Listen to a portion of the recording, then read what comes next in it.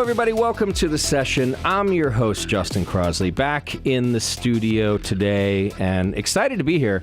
It's been a couple weeks since I've been in the studio, and I always like it when I get to be here, especially with old friends. And I'm here with a couple of guys that I haven't seen in a little while. I didn't mean old as in age, by the way, guys. I just meant you're old friends. Like, we've known each other a while. You get it. Okay. I've got Greg Koch in the studio with me. You remember him from, what was that? That's that little brewery from Southern California called Stone Brewing Company. Greg, welcome. Thank you. Nice to be here. I'm happy to have you, man. And my co-host today, Sean Sully O'Sullivan. All right. It's good to see you, bud. It's good to be here. Excited to be here. Sully had to fight like fires and traffic to get here or something. It was a little intense, but I made it because I had to be here to hear Greg's new story. I know. Greg has a new story. And I can't wait to dive into it. I'm going to dive right into how I discovered the story because I think it's funny. But first, hey, thanks to More Beer, our amazing sponsor. They've been sponsoring this show since day one.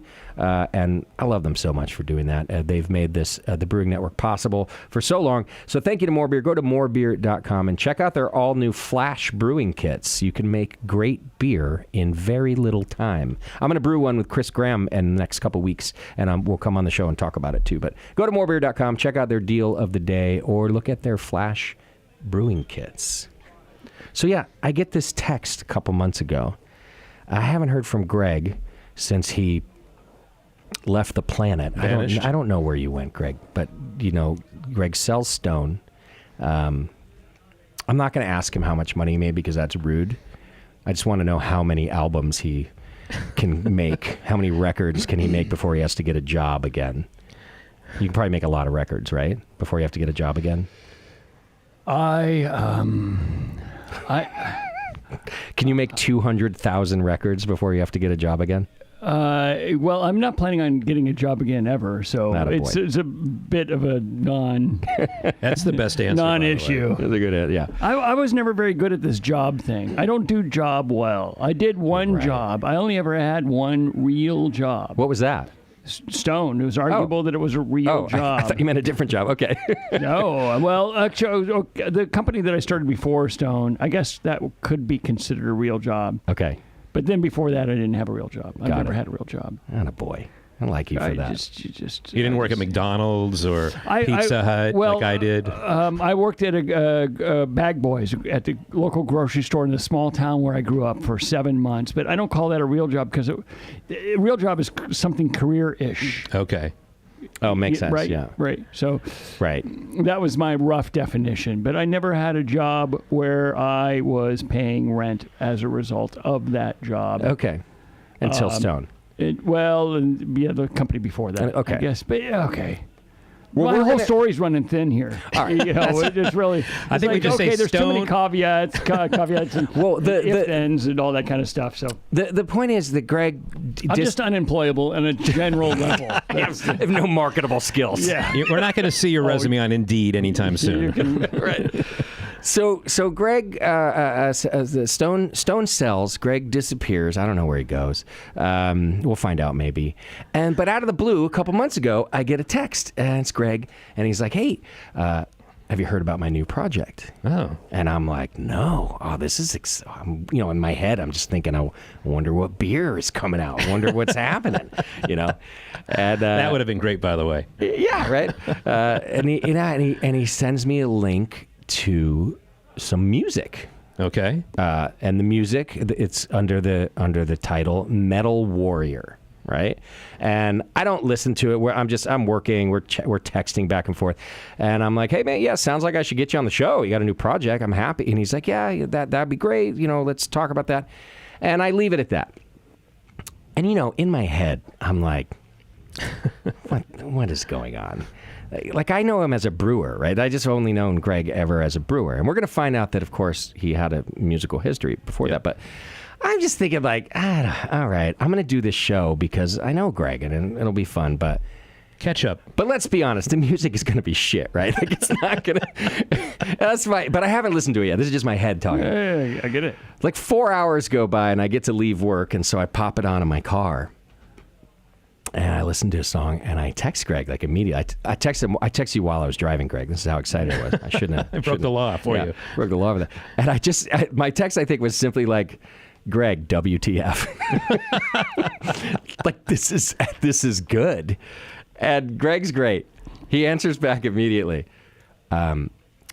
You thought it was going to suck, and we're trying to figure out how to be polite to me. And I'm like, yeah, exactly. Yeah. So exactly. I used to look. I don't look in the mirror and think, "Oh, I got to listen to that guy's music." Right. Yeah, no one ever looked at Greg and was like, oh, man, this is going to change my world. Oh, It's going to rock me. well, my wife. Okay, that's fair. That's fair. So I listened to the album, the tracks that he sent, and this is now you know what we're going to talk about tonight. Greg has a new project called Metal Warrior, and it as it happens, it's very good. It's very good, and we're going to learn all about it. And so I reached out to Greg immediately right after that, and I had already offered him the show anyway, but I'm like, Greg, now I'm actually really excited about this show. Okay, as opposed to prior, where you were just going to be polite for how long? And like, well, we normally do an hour show, but I think 20 minutes should cover it. Yeah, I'm like, it's a weird. YouTube's broken tonight, Greg. We only can do 20 minutes of show, or whatever I was going to do. No, I mean, okay, I didn't think it was going to be horrible, but how many times has a friend who has like another gig their whole life reaches out to you and be like, oh, you got to read my new poetry book, and it's good. Like, it doesn't happen, right? But in this case, it's really good. Yeah, I actually was listening to it yesterday and on the way into the show right now, and it's great. I mean, it's honestly, it's pretty. It's very direct. It's out there. It's everything. It's like, yeah. I mean, the playing is unbelievable. The musicianship is fantastic. So we're going to get into all that, and we're going to talk to Greg about what he's been up to. But in the meantime, you can go to metalwarrior.com and check it out, because it's an entire universe that's been created that's around music and a graphic novel, and Greg's going to tell us about all that tonight. So check it out. Hey, we got a few other shows you can listen to here on the Brewing Network that are still going. Go to search for Brew Strong. I've actually been filling in for Jamil for a couple shows on Brew Strong. You don't look anything like him. I know, I don't, but I think I've been doing a good job filling in for Jamil. We've got Dr. Homebrew, and then we have this new show that I put out with Mare Island Brewing Company called Battleships to Beer, 10 years of Mare Island Brewing Company, and I'm really proud of it. The Mare Island Brewing Company has this cool brewing history, but Mare Island itself has an even cooler like military history in the U.S., and it's a very unique sort of scenario and island, and go listen to it. Search for Battleships to Beer. Actually, I co-host on here once in a great while, but I happened to be on the show when those guys were on, and it was like the whole history was... It's fascinating. It's fascinating. We just wanted to talk about that. I mean, their beer was great too, but it was just what they've created out there and that whole environment. It's amazing. I've been to Mare Island. It's Have you? Crazy. Yeah.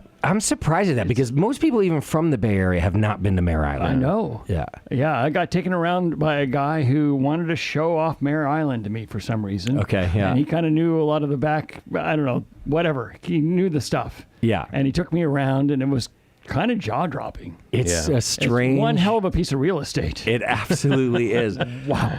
And so this brewing company opened there, and they're hoping that the rest of the island like develops around them. It's been a slow process, but their story is fascinating, and they're very into the history. They've built their beer brand around the history, and so the podcast is about like what does 10 years look like when you're building a brand like that. So I should do one with you, Greg, about building a brand for 20 years or something? Well, I was in Stone for 26. 26 years. Oh, yeah. That's right. You were one of the first. Not counting the pre years. Which right. There's a few pre years. Yeah. Steve and I working on it and diving in deep. Oh, man. What a legacy. And now you've got this new project. I wonder if your new... I'm going to skip ahead really. I wonder if your new project's going to have a crazy legacy, Greg. You do everything like full speed. What? You do. That's putting unrealistic expectations on it, really. Yeah, the perception is 33 and a third RPMs. That's the speed you're at right now.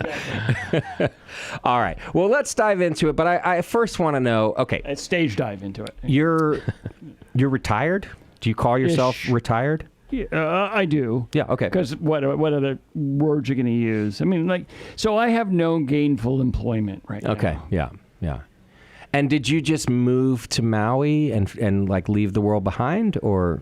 So I'd actually gotten that place 8 years ago, and Maui's been my primary residence Since then, okay. for a while. Okay. Yeah, for years. Do you still have roots in San Diego? Oh yeah, I mean, okay. I identify San Diegan. I identify Southern California. Yeah. Yeah. I figured you did. Yeah. But you're not really involved in Stone anymore. It wasn't Not like at all. yeah, okay. You're just No, out. they're very polite to me that's nice. when I walk through the door, and usually somebody from the host stand will very, very politely say, "Excuse me, sir, you look lost. May I help you?" Oh my God, yeah. And then they get on the radio and they're like, Greg's here again. Greg's here again. It's called security. Okay, so San Diego is still a home of yours as well, but you're a Maui resident. That's correct. Yeah. Okay. And you live way out in like I'm out there. Yeah, we don't need to talk about it because Okay, you don't want people finding all the people listening right now, you're not invited. I didn't go out in the middle of nowhere. Yeah. To have people show up in the middle of have nowhere. people showing up at the door. So That's fair. As antisocial as that may sound, and it really probably is, the truth of the matter is it's just out there. Yeah. It's not a convenient place to Right. come and go from. So when I'm out there, I tend to spend time. Sure. And then you get island fever. Okay. Because it's a real thing. And, look, Garrett Marrero from Maui Brewing is one of my best friends. And, we see each other. But he's 2.5 to 3. It depends on traffic. But generally 2.5 hours for Yeah. me to drive Okay. from my house to his house. It's a trek. It's a trek. That's a Zoom call instead. It's yeah. What are you doing over there? I saw him a few weeks ago, and there was an event he invited me to. It was Zane Lamprey, who I'm gonna go on Zane's pod here. Heck yeah. in a week, and so he invited me out, and I took the little puddle jumper. It's a 15-minute flight over then to the main part of the island from our Okay. place. Yeah. $56. It's Oh, that's amazing. yeah. It's gotten subsidized by the government to give access to the peoples. I love out that. in that very ruralized area. To You know what's cheaper than that, though, is your friend Garrett could have picked you up in his airplane. He's got an airplane, right? He threatened it, and he said, hey, let me look at my schedule. Maybe I can grab you. Right. Which means that it's like a 20% chance, because if Right. you've ever seen his schedule, the guy is one of the hardest working men in He show is. business. So That's yeah, true. Yeah. That's true. But Are you an antisocial guy, Greg, do you think? Yeah. Okay. Yeah. I am. And here's the thing. I am actually, I really am in my core antisocial, and I don't like a lot of people. But here's the thing. I want to be social, and I want to like, and I actually do like individuals. Crowds is a little where it's challenging for me. Sure. But are you like me? I mean, we're early in the conversation. I think I still like you guys. We'll figure it out at the end. Yeah. But so I'm Jury's just at out. my core, I am an introvert, and so being around a lot of people just consumes a tremendous amount of energy. Yeah. I actually, I've never pretended when I'm hanging out with people, drinking beers, when I was doing all the events and everything. It was all very real. Yeah. But I might have been pretending on the energy side. That makes sense. Yeah. I think that if I could take a stab here, you're a bit like me in the sense that you're an introverted extrovert. And what I mean is, in a room full of people without a microphone, it sucks. If I give you a microphone, you're ready to go. Yeah, which is a different kind of a thing, and it is weird. Yeah, put me on stage, I'm fine. Same. I'm good. Put me in a cocktail party. I don't know what to say. Right. I don't talk to anybody. Cocktail conversation sucks. I'm with you. Yeah. And that's actually really one of the things I was most looking forward to, because when was the last time I sat down and talked with you, with either of you guys? Yeah. And I know that this is going to be a little much now, but I adore both you guys. I mean, thanks. I really Oh, do. thank you. I know that's a little sweet, and it feels awkward, and I wish I hadn't said it now. Well, you have a microphone. You feel like you've got a sense of vulnerability right now. Okay, I'm going to lean in heavily now. I love it. I adore you. You're sweet. Thanks, you're Greg. kind. You're I dare I say loving. Ah. Yeah, just so I love it. I'm going to actually take that sound clip and do something with it. Yeah. put some special music in the background and just play it over and over. Greg, I will say, since we're being honest, I like this. It's a session. We'll pay. It's a I'll pay version of $150. honesty. Well, in the 20 years I've been doing the show, and I've known you for much of that time, you know, people will be like, well, I don't know, what do you think about Greg? Greg seems like, I don't know, he seems maybe, I don't know, he's a little edgy, he's a little like, it seems like he doesn't like people. And I've always been like, you know what? I've never had a bad time with Greg. You've always been so kind to me and the show and everything else. And I don't know why people are like, I don't know, do you think Greg likes people? And I'm like, I don't know, I like hanging out with him.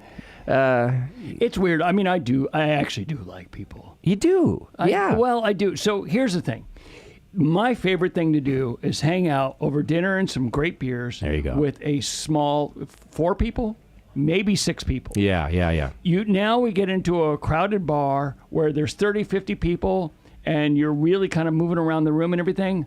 That's what takes, I have to really lean into it. I got to really turn it on. Same. I'm never faking it. When I'm like, hey, man, it's cool to meet you, I actually mean it 100% of the time. Yeah. But still, at the end of it, like, oh, God, I'm done. And, yeah. I think there's so many people out there that just understands, it's just... We're complex human beings. You can have 2 different ideas in your brain at the same time that are sometimes conflicting, and you can be not simple one way all the time, every time kind of a person. And I'm the same way. Well, especially in this industry, or when your former industry, the beer industry. I mean, and you were this iconic figure, and like all of us who are in it, you have to behave and act a certain way at times. I read an article like when I was like looking into this project you're working on now, that you don't miss going to beer festivals anymore. I mean, it basically, because it's challenging. It's like, you've got to be on and you've got to lean into it. And that can be, that requires a lot of energy. When I retired, the first thing I know I said to Sarah, my wife, I said, you know what? I don't ever have to go to a beer festival again. Yeah. Totally. And that felt so freeing. I bet. And what in the hell is wrong with me? Beer festivals are fucking awesome. They are. But I mean, how long have you been doing this? How long have I been doing this? You, Justin. Mm-hmm. I mean, when you get into it, it's like snap, crackle, pop. You're like, this is amazing. All these people want to come talk to me. I'm pouring beer. Everybody's having a good time. Right. But you get on. Yeah. Autumn years for me. And I feel like, you be quiet over there, Greg. And I feel like, you got to kind of pull back a little bit. You can't run that fast anymore. You got to, you need to reserve your resources. And I agree. And be specific with it. I used to do everything like you did probably, Greg, and now you're like, you had to. Hats, You had to. When we started the Brewing Network, I went to people's backyard beer festival. I went to every single thing I could, and it's part of the success of the BN. You had to meet people. You had to, yeah. And then, years later, you're like, oh man, I just want to watch football or something. Well, I'm really good at like leaving work, and I've learned the art of compartmentalizing. I don't know if you did that, Greg. And I like literally shut it down. Like I'll be in meetings with like lawyers, with real estate agents, with and all this HR, and then like be in a creative meeting. It's like literally you just go dunk, and then when I go home, it all goes off. Sure, completely. I could always predict the time, the spot in the year that I would be the most depressed and feel the most lonely. It would always hit at exactly the same time, after the anniversary celebration. The night after, when I would go home, or even just go out, because there would be like some bars that everybody would retire back to. And I would show up, and they're all having a good time, and they're all kind of happy to see me. I'm thinking a lot about a lot of my team. Yeah. And they're also like, oh shit, Greg's here now. Right, Yeah. Dad's here. Exactly. And I never wanted to be that. But the reality is you are dad in that equation. Yep. And so I would, after the anniversary celebrations, when it would be hours of some people coming up and, hey, how are you? Let's do a selfie and all this kind of stuff, which is all great. Yeah. And then afterward, I would just be so alone. Yeah. And I would never feel it more viscerally. Yeah. Than then. The crash. Now I feel sad. I can totally relate to that. So in our heyday at the Great American Beer Festival, and I'm sure you can relate to this, I couldn't walk from one side of the floor to the other without a million selfies all the way. And it was wonderful. I really, and I wanted to spend time with every listener, like just even if it's a minute. I really enjoyed it. And then I'd go home from that week, and there was no serotonin left in my head. I was You discharged it all. I totally relate, and I felt like a jerk about it for a couple years. And my partner was like, "No, you give a lot during that week, and of course it sort of takes it out of you." And I had to wrap my head around it. It's just the difference. It's the difference between who I am and who I would like to be. Right. I would like to be pure extrovert. I really would. Sure. I want to, there's some famous person once said, I never met a man that I didn't like. And I think he meant it. Yeah. And that guy, it was like Dale Carnegie or something.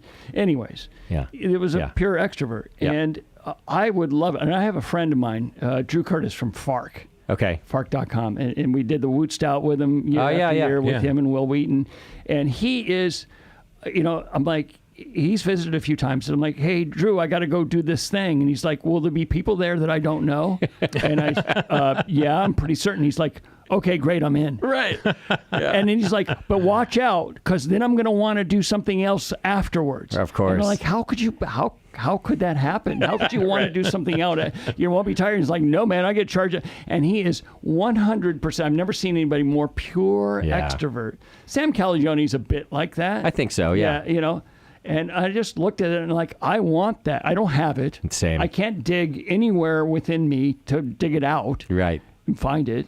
So, okay. But we spent enough time on this. Sure. I have one more question, though, before we get into just, are you enjoying retirement? Because some people don't. This is a genuine question. Some people are like, no, I don't know what to do. Yeah, like what happened when you left Stone that last day? I'm kind of curious about that. Well, it kind of was on a little bit of a rheostat, a little bit of a fade.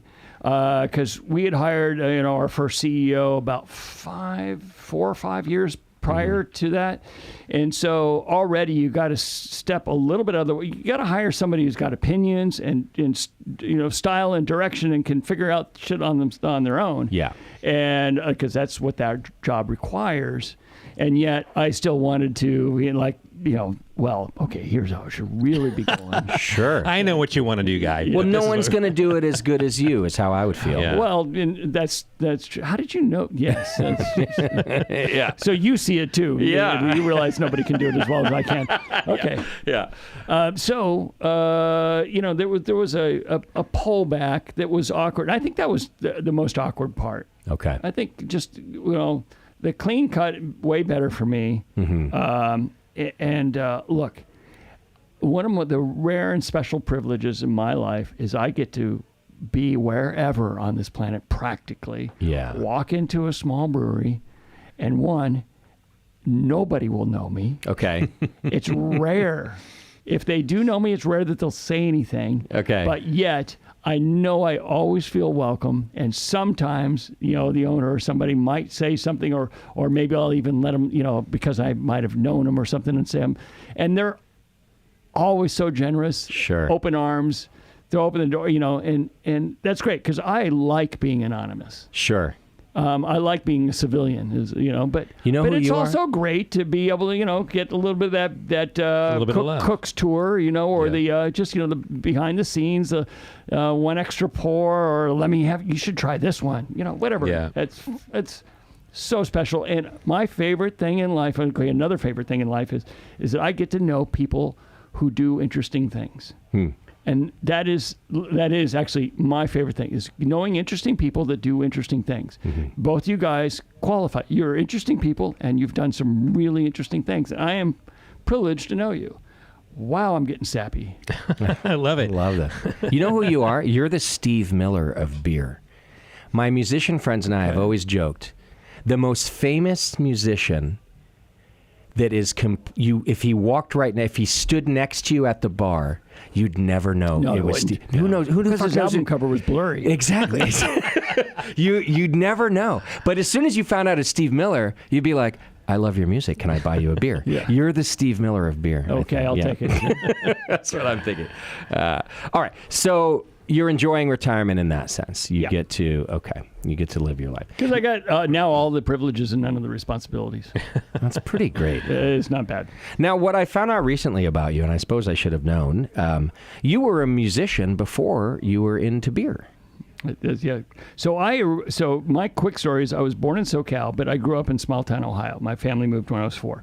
So I'm a Southern California native, Midwestern upbringing, and I moved back to L.A., to Hollywood specifically, to go to guitar school in 1984. So I went to the Guitar Institute of Technology in 84, 85 because I was a wannabe rock star. Okay. That's what I wanted to be. And they taught that there? Well, the guitar, just the rock stardom per se. The guitar, the rock star was in his head. Yeah, got it. All right. Oh, it was in my imagination. Yeah. And so, the long story short is, I spent a year there, but God, I suck. Okay. It's shocking how bad of a guitar player I am. Same. Yeah, I mean, it's really just shameful. Like, you did this thing for a year. So, but I still fashioned myself in music industry. I went and I did songwriting, and I tried to write songs, to get them sold and covered and things like that. And I thought, okay, I'll be a songwriter. Yeah. And then eventually I started doing some management, and I was managing a friend's band, and they needed a place to rehearse. And that's when I was looking for places to help them find a place to rehearse, and I saw a niche. I love this. And so I built rehearsal studios, and I opened my first studios in 1989. Okay. Yeah. In L.A.? In L.A., in downtown L.A. Okay. And did you live there too? I'm just trying to piece together rumors about you. Yeah. Oh yeah. Well, tell me the rumor. I'm sure. Well, no, it was just this. Like I just always. It might be better than just the real bits thing. and pieces that, like, Greg lived in a loft, but it was a rehearsal studio or a recording studio. People don't know. They just hear these bits and pieces. Yeah. There's the shreds of truth. Yeah. So I lived in a loft, and I lived in a industrial warehouse building that had been converted to lofts. Okay. And the rehearsal studio building ended up being a couple of blocks away. I see. Okay. So there you go. Was that lucrative, or was it just a passion project? No, it was. I built the scale. So I was the first one to take it and really scale it up. So I operate 200 rooms today. Oh, wow. So this company's been operating since 1989. I had no idea. Okay. And you cannot imagine the number of bands. I mean, Blind Melon wrote their album in my studios. Wow, that's cool. Okay, so that goes back, right? Yeah. Fishbone has been rehearsing with me on and off for more than 30 years. Amazing. Wow. All these bands, Wayne Static, Yeah. did a Static X thing out of my studios. And so just about because it's L.A., any musician you can imagine has come through and played there. Oh, that's cool. And when I did the collaboration with Metallica, we did that beer internet. Oh, yeah, yeah. And, I'm talking to Rob Trujillo. It's like, oh, yeah, man, I've been to your studios a ton of times. I play with this person there. I play with this person there. That's crazy. Yeah. I love this. Yeah. Okay. So it's sort of, it's an institution in that world in L.A. Okay. I did not know that. Yeah. And I certainly, once I found out, I thought you had left it behind, but this is still part of your portfolio. Yeah, so Steve and I met. So Steve was an early tenant. Okay. And I can remember it to this day, only very vaguely, but Steve came up to me during a sensory evaluation of beer class at UC Davis. I'd been sitting in this class it was a weekend, just a Saturday day class. And I've been sitting in this class staring at this guy going, I know him from somewhere, but I couldn't place it. And during the break, he came over to me and goes, hey, aren't you Greg from the rehearsal studios? And I said, yeah. And then I remembered that I knew another band that rehearsed in the same studio as he did, and I knew one of them, and he had introduced me once upon a time, probably 90. Okay. But they always paid the rent, so I didn't get to know them very well. Right. Yeah. Right. Talk to those who don't. Yeah.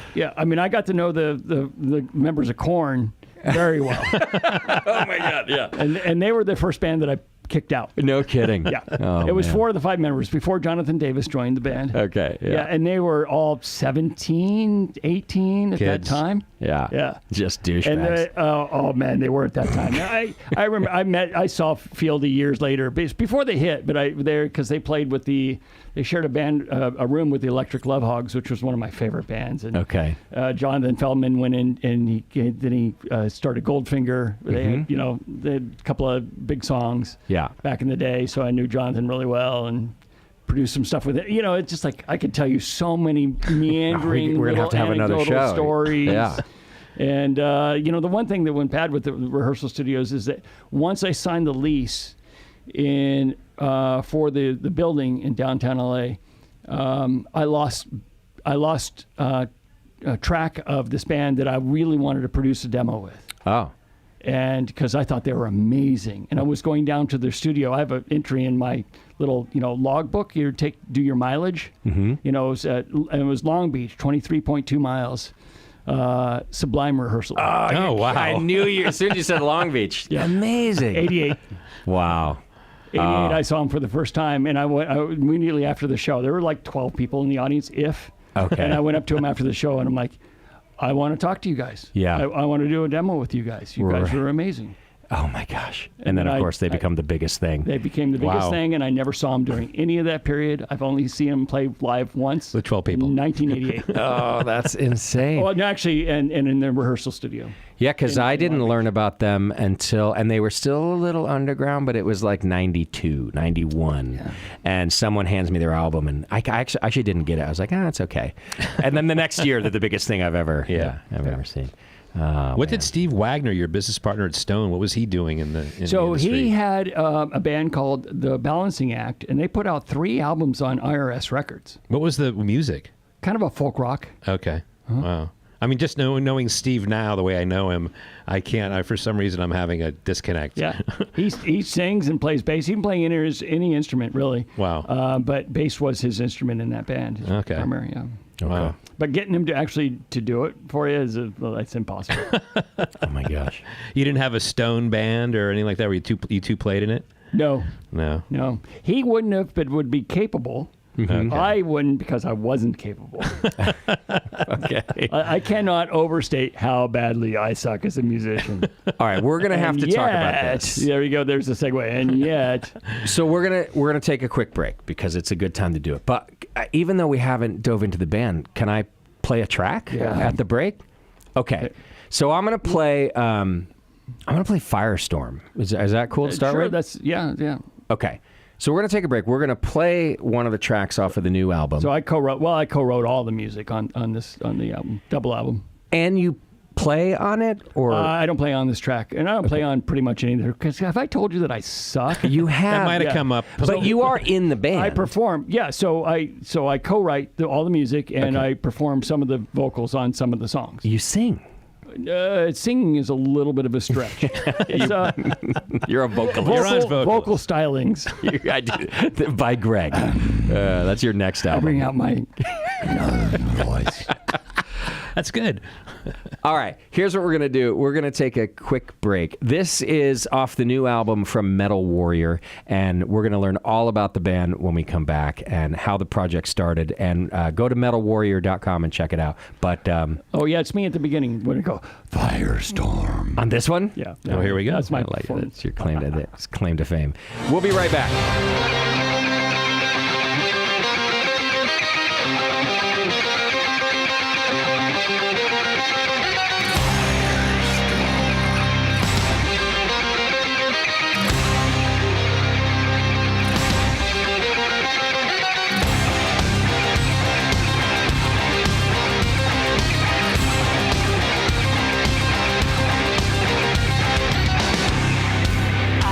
Actualize all the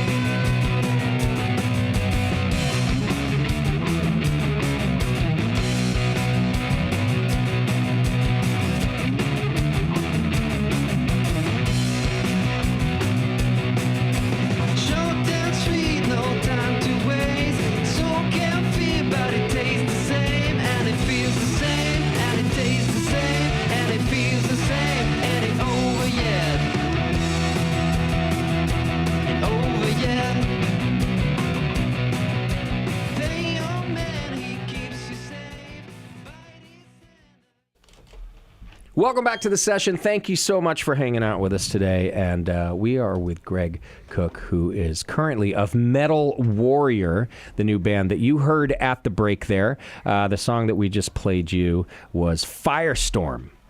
Which you can find on iTunes right now. If you look up Metal Warrior, you can find it on Spotify too. I think probably every player of your all choice. the streamers. Yeah. YouTube too. That YouTube video for Firestorm, by the way. Oh, dude. You got to check that out. It's really cool. So I just found it today. Have you seen the video yet? I have not seen it yet. No. It's dope. Yeah.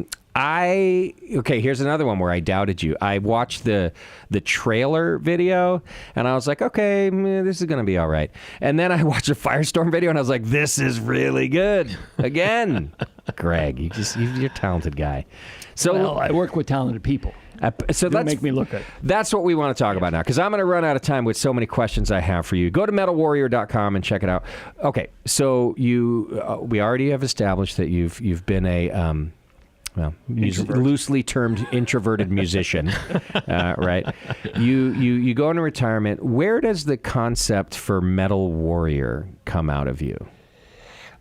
I can't actually say. Okay. I don't know the answer. Okay. But there's this artist, Ben Fellows, who's phenomenal, as you can see from his art, if you're looking at Metal Warrior stuff, or you go to metalwarrior.com. Yeah. And he had... I was originally introduced to him when he submitted a drawing for what we call the Stone IPA guest art can it was series that we did a few years ago at Stone, and I always loved his art. So I randomly contacted him about 3 years ago now and said, hey, I was kind of thinking about doing this thing. I just always I like metal because it's a bit antisocial. I can be a bit antisocial. I'm still an angry young man inside. There we go. I'm not, quite as young, but that doesn't matter. It never leaves you. Right. It never leaves you. Oh, actually, that's not true. I know some people that I used to know younger. That are not angry anymore? They're not angry anymore. I'm like, what happened to you?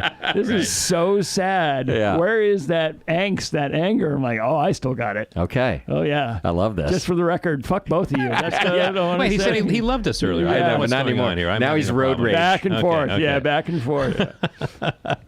And you did nothing to deserve either the love I didn't. nor I'm just the sitting here nor the smiling angst. and going along with everything. Right. It's just going to come out randomly. That's the old Greg fan. There we go. So you like metal for these reasons. Well, yeah, I like metal just because I like metal. I grew up in it. And If you were going to be a rock star, was it going to be a metal band? 110%. Okay. Yeah. Oh, yeah. Got it. My dream thing was, the Judas, the guitar player, broke his wrist, I can't, I'm going to step is there anybody out there that can do, Hey, kid, get up here. Right. Yeah. By the way, I wouldn't have been able to do it because I couldn't have played any of that stuff. I'm no Glenn But in Tipton the or dream, KK Downing. right. But in the dream, is exactly. Yeah. That's what mattered. Yeah. So,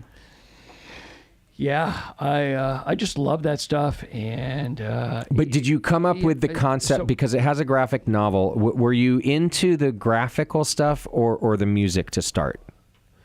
It was started initially with the graphics, but I'm more on the music side. But I'm a storyteller. I love stories, and so Ben and I created the characters together. And he did some art, and I'm like, oh, that character there. I want to use this one because he submitted some different things, and I saw his art, and I'm like, I know exactly who that is, what their motivations are, what the background is, what their story arc is. It just became so clear to me. Okay. So we just started expanding on it, and then randomly, so Carrie Kelly.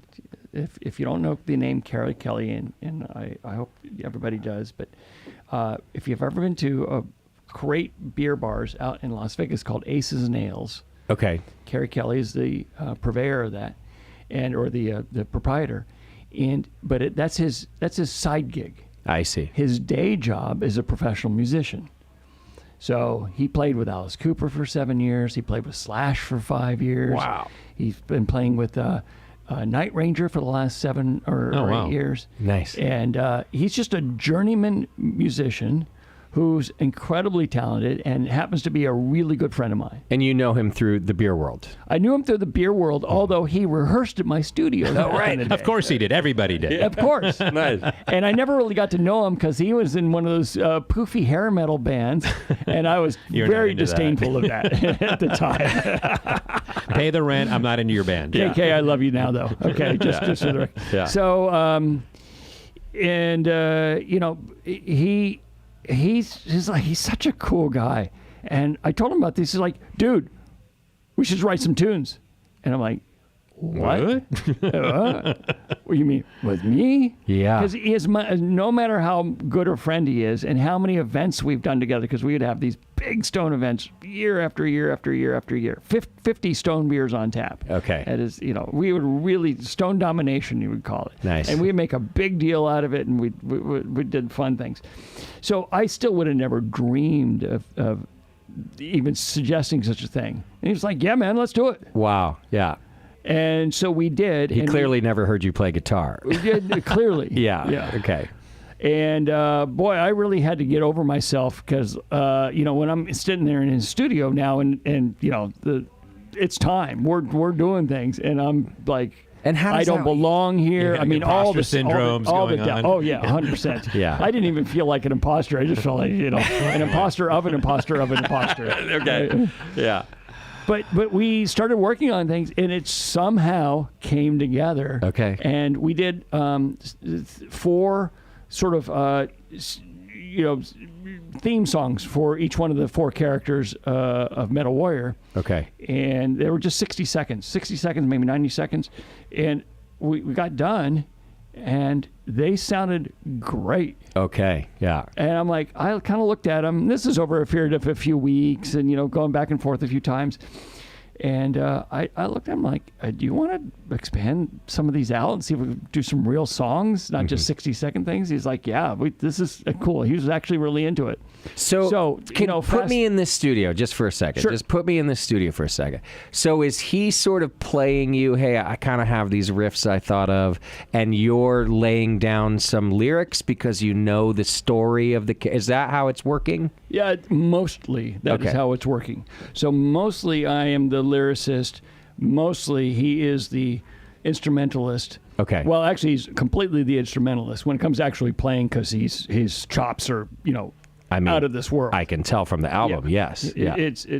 So, but when it came to writing the music, the riffs and all that, I participate on some of the songs, greater and smaller degrees, but it's mostly him. Okay. And on the lyrics, he participates greater and less on some of the songs, but it's a little bit more. That's my duty. And So- one of you might present the other first, like you might Yeah. present. Okay. Yeah, it goes back and forth. It's really just a very organic process, and he, you know, if I can just, I mean, like one of the first 4 things, it was a riff, one of my riffs. You know, I'd been kicking around for years. Okay. And I'm like, hey, okay, and I just kind of meted out on the guitar in such the awkward, plinky kind I of hear this you. way. And then he he's like, nails he's it. like this, and I'm like, holy shit, that sounds good. That's what I meant. You're like, in my head, that's That what was I exactly always... in my head. That's exactly what I was thinking. yeah. Oh, I can relate to this. Yeah. Yeah. Okay. So yeah, and it just came together, and we just started. We kept on doing more and more and more, and the how it just came together. Okay. Still, it's kind of hard for me to fathom, but we do some stuff, and I started just doing these vocals. I'd never vocalized ever because I really? can't sing. Okay. I'm tuneless, but my vocals work for what we're doing. You can do some growling, and you can... It's more than just growling. Yeah, You gotta. Yeah. You can play a little Serenity. Serenity is one of the songs. I can do that. Let's see, where we got here? Darkness. Here we go. My light. Let's play it. Let's hear Greg vocalizing. Okay. Here we go. And there's no modification. It's all real. I mean, we did not process the vocals Okay. or anything. This is, it's my real vocals.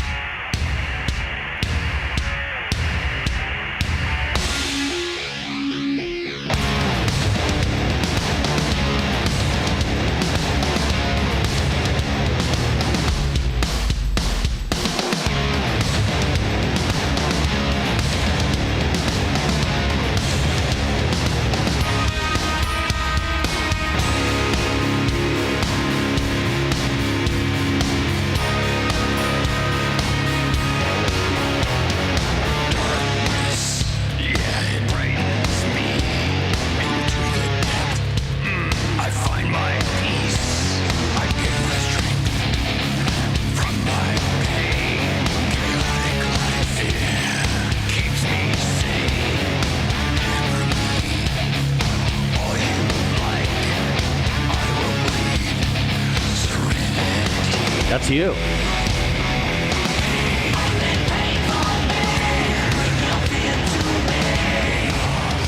Oh, and then the background still too. Okay. Yeah. How much fun was that? Come on, that has to be so much fun. Yeah. Chaos. Are you one take, It is Greg? you. One take? No, Mic drop? it Just say yes, it's depends. fun. Yeah. No, I don't always nail in one take. But Okay. yeah. It's well, some of this, like some of the longer lines I got to do in multiple takes because there's so much air. Yeah. There's a Oh, to right. do that voice. Yeah. There's a lot of a air lot of inhaling. that comes through the. Absolutely. And this is in his studio. Is it like a home studio or? But yeah, I mean it's in his home, but it's, Home studios are amazing now, Yeah, so, yeah. And I set up a mirror image studio on Maui. Okay. And so we do. It's been about 50-50 between the two places. I Sometimes see. he'll come out to my place and we'll do it there. And Okay. yeah. Are you guys always together, or sometimes you're just emailing tracks to each other? No, Like- we're always together. Oh, wow. Yeah. Yeah. So he'll then after we write the song and he'll get a lot of the instrumentation down, he'll then do his refinement on his own. Yeah. Okay. And just to really dial it in. Okay. You know. Yeah. And and he's playing all the instruments then at that Yeah. point? The drums, he's got it all. He's doing everything. Wow. It's so good. Yeah, because he so there's one song where I do one riff and I don't even want to point it out. 'Cause it's sort But of we're going to do it pointless. anyway. No, I'm not going to. Okay. Because it's doesn't matter. Yeah. Right. We put this stuff, but there's some riffs again. There's a number of riffs of mine in scattered places throughout the albums. Yeah. And he just plays them in a way that like, damn, that was a much cooler riff than I realized. Yeah. See, that's what musicianship really is. Like I said to you before the show, I was like, yeah, I used to be a musician.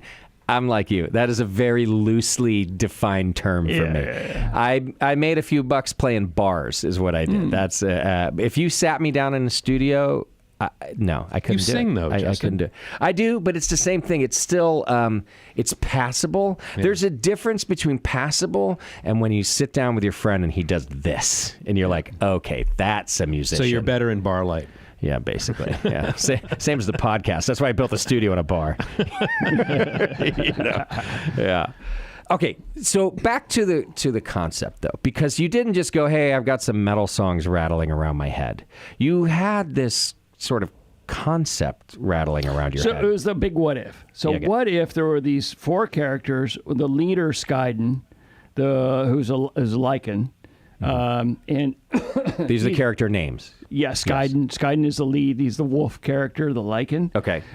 He's actually the only Lycan in the universes. And by the way, just a little factoid for you: there's no such thing as a werewolf. And the only reason that people on planet Earth think that they're just sightings of Skyden throughout time because because of Quandam and Quandam's sword can travel through the time-space dimension construct. Believe it or not, I read this in your Yeah, book. okay. I know this. Yeah. But now our listeners know too. Yeah. Yeah. Okay. So that's, there's a lot of lore. So anyways, he mostly stays under the radar when he's on Earth, and been, through the past. Because he grew up on Earth. He was banished from his home planet by his father, King Sisis, Okay. for his own safety. Yes. Okay. Because of forever wars with Oknar Kamoon, the megalomaniacal, guy, leader of the Five Galaxies. The who's villain trying- in the story. villain in the story. Yeah. Chief villain. And who King Sisis was very afraid that he was going to kidnap young Skyden and therefore hold a card because King Sisis knew that there was no way. If he had a son, he would fold. Mm-hmm. So they sent him very far away across time, space, and dimension to this little crazy planet called Earth. And that's where Skyden had his upbringing. But he was different. Mm-hmm. And he had no idea about his wolf form at that time. That came later in his life. Okay. So he was different and awkward and lonely and weird and everything and completely beaten upon incessantly. Okay. Over Bullies. Yeah. over a very long period of time. Were you bullied? Is this where this is coming from? There's a little bit of me in there. Oh, Okay. yeah, I was... Just curious. Well, if you think any of those pejorative terms, weak, lack of confidence, felt different. People took advantage of you. All of those Right. things. Yeah, I got you. Okay. All right. We don't have to dive in. I'm just curious. Yeah, it's okay. Yeah. Yeah. How do you feel, Greg? Dr. Crosley over here. Yeah. Okay. Oh, come on. You can see it in what I've done. If anybody knows any of the work that I've done, there is that streak of anger in there. Right, of course. Yeah. You're metal. You're metal man, through I'm and just through. mad. Yeah.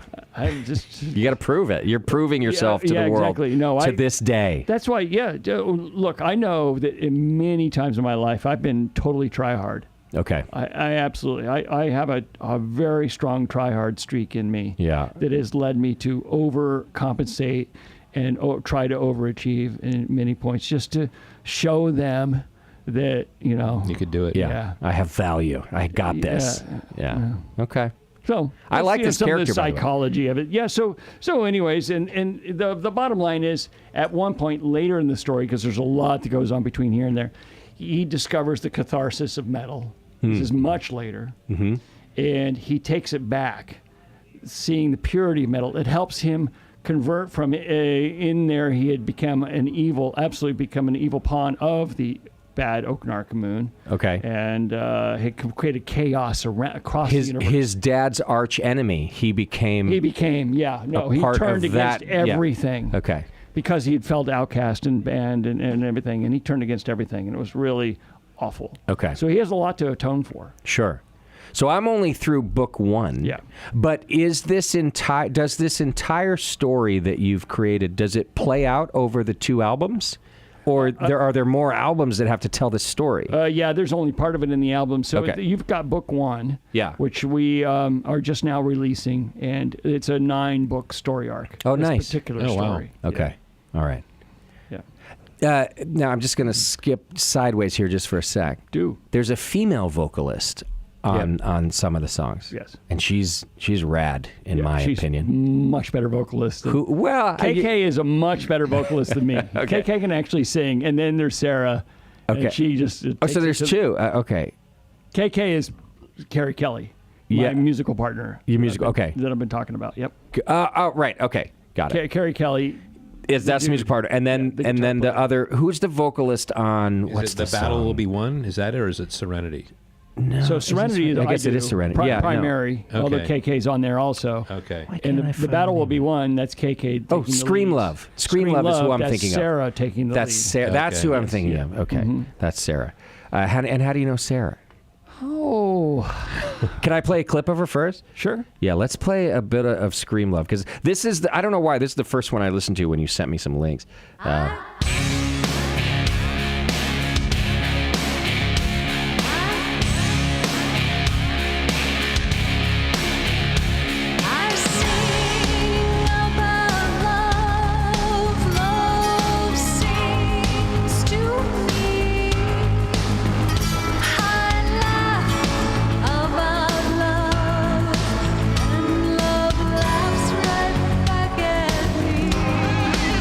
She's a badass. Love lives in rage, rage lives in me. Love is a cage, cage me. Love lives across the galaxies. I fight for love, will love fights for me.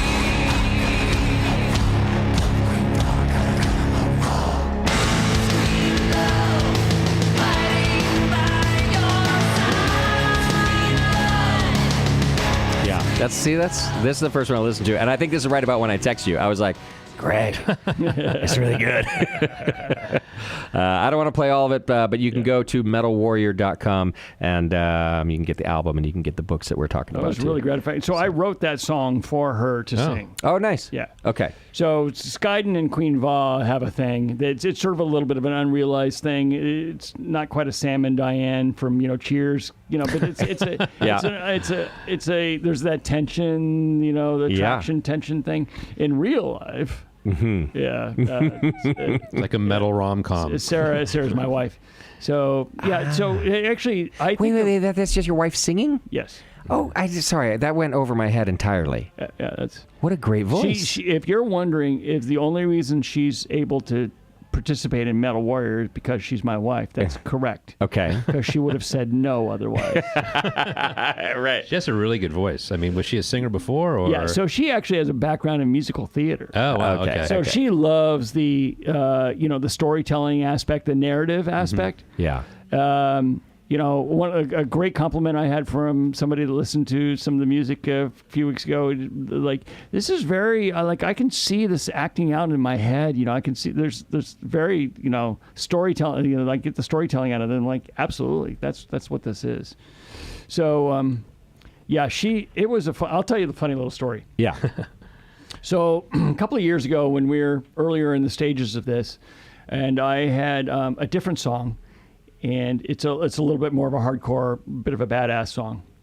And I said, hey, Sarah, so we got this female participant, or not participant, female member of the band. And I didn't know if maybe you wanted to try doing some vocals. Now, I know she can sing. I mean, I've been in with the karaoke. She's always the ringer. You know? Okay. Yeah. Yeah. But stylistically, admittedly, maybe metal's not quite her thing. Sure.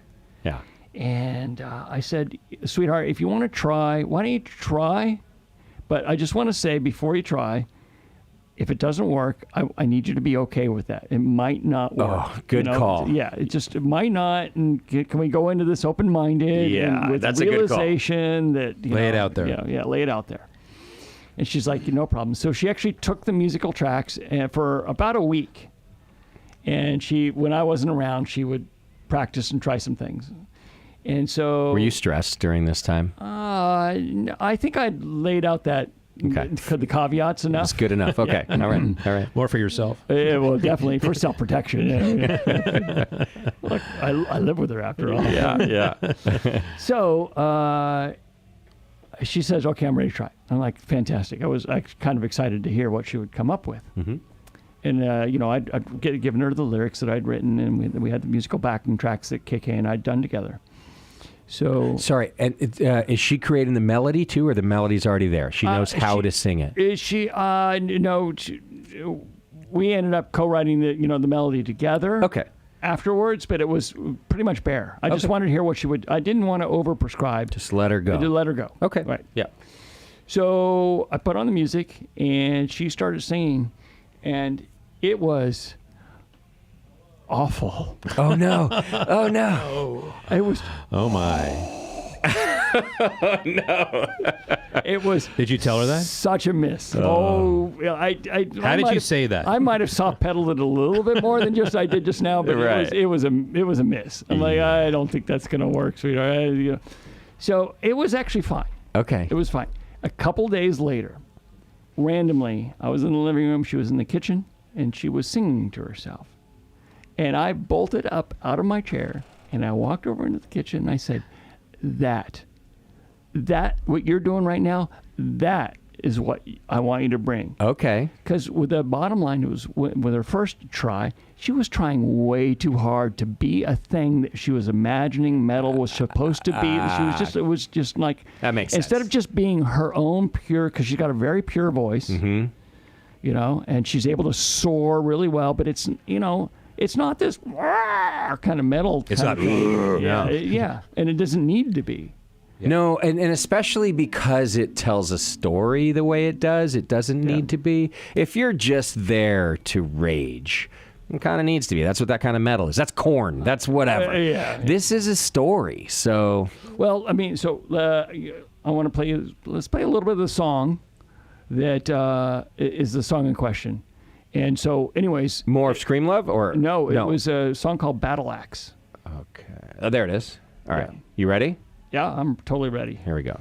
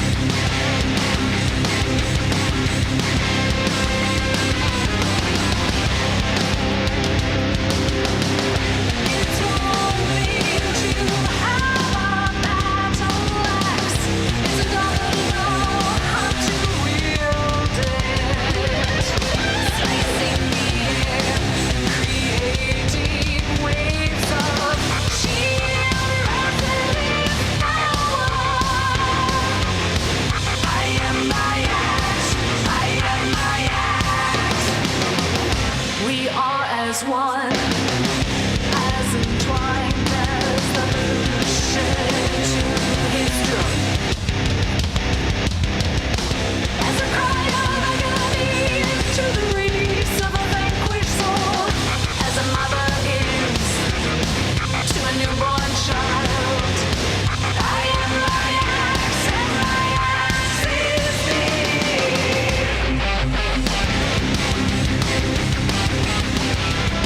Yeah. She's badass. Yeah. I like it. Yeah. The story's coming together for me too, because I actually haven't listened to the entire album, but I read the book and I've also dove into the characters. And in her character description, it says she's sometimes like to laugh, giggle in the heat of battle. In the battle. So I like it's it all actually together. The enemies of Metal Warrior know fear in their hearts when they hear the laughter. Yes. Because they know that pain is associated for them. So she has, it's weird. Queen Va, she just has this childlike laughter Yeah. when she is vanquishing her enemies. Yes. She's badass. So how did you get the laughter out of her? Did you tickle her? It's natural. She absolutely can laugh as free and open and just like can you laugh right now? And it never sounds forced. She's like, yep, I got this. All right. I've got more questions about Metal Warrior and how it came to be. We're going to take a quick break so we can play another track and refresh ourselves, get you a beer. I'm going to play The Battle Will Be Won at this break. Is that cool? Absolutely. All right. So you're going to hear The Battle Will Be Won from Metal Warrior at this break. And we'll be right back with... For you in whatever battle you're fighting. I love it. This was the second one I was doing. I was like, all right, Greg got this. He nailed it. I was on BART, everybody's staring at their phones, and this was in my ears. I was like, this is surreal. See, if someone attacked you at that moment, you would have defended yourself. That's what this You song playing is. Wordle there. Yeah. All right, we'll be right back. You're listening to The Session. In the breaking dawn of the new day, we survey the melee of the oncoming hordes. We've been here before, and we will be here again. We were made for this.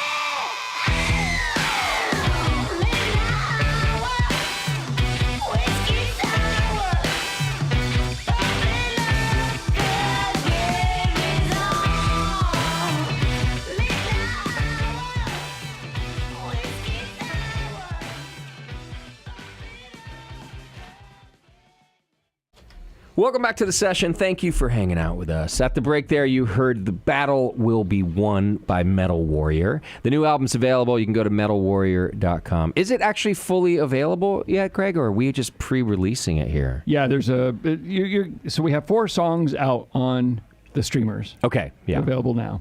So we played a couple pieces of songs that aren't yet out. Okay. Battle Will Be Won is out.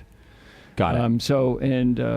Yeah, you're getting a preview. A preview. And when the album comes out, will people be able to buy it at metalwarrior.com? Is that where they should go? It'll be in stores. Oh, right. Yeah, Okay. It'll be in full distribution stores, CDs, cassettes, albums, and Cassettes. of course, 8-tracks. Full streamer. Wow. Yeah, no 8-tracks, although I did ask about that. Of course you did. Can we do this? Right. Is this possible? Possible, perhaps. Do you want to? What about the special edition graphic one that I have? Is that available to anybody? No, it's only. It's those are so pretty insider kind of track there. Thanks, Greg. Yeah, it's a picture disc version, so it will be available. I mean, we did make a few hundred copies. Okay. So. Okay. Keep your eyes out. It's just maybe during special releases like this one at the Hop Special Grenade. events. Yeah, special events. Yeah. Yep. Okay. Now, and there was a little bit of delay because you and I were talking about this back before the Great American Beer Festival. We thought maybe there'd be a release around then, but you ran into some trouble. There was just some production delays. Okay. It happens sometimes. Is it hard to? I can imagine that it sounds next to impossible to get a vinyl record produced. So to get a vinyl record produced, and now take it and make it a trifold double album. Right. Now put in a full-size 36-page book with intensive graphics and lyrics on every page. Now collector's cards and full backstories with the characters.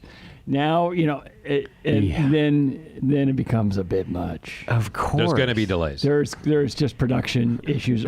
How did you want this again? And what thickness of the stock here? And how does this go? And then make them a picture disc. And then make the picture disc form a new image when you overlap the 2 albums, the 2 records on both sides. How did you come up with that? Were you just doing a lot of drugs or something like that? It just...